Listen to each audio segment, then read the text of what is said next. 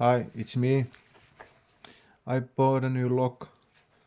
It's no name marine lock, and the keyway is pretty standard, and the bitting is like that, so 4 pins. I will use top of the keyway tensioning with this tensioning tool and this deforest diamond pick,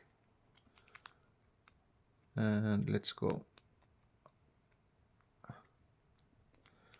I got few snaps from the pins, clicks.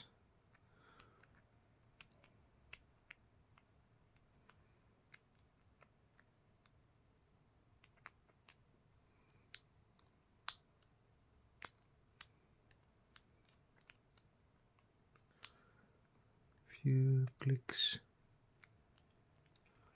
and it's open. Yeah, not so difficult, and I don't know really what happened. The core barely turned. So should we try this again? Top of the keyway tensioning, moderate tension, click out of number 3, click from 1,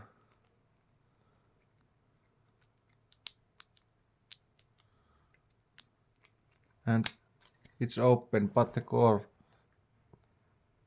doesn't turn. So what the fuck, it barely turns. But yeah, this is interesting.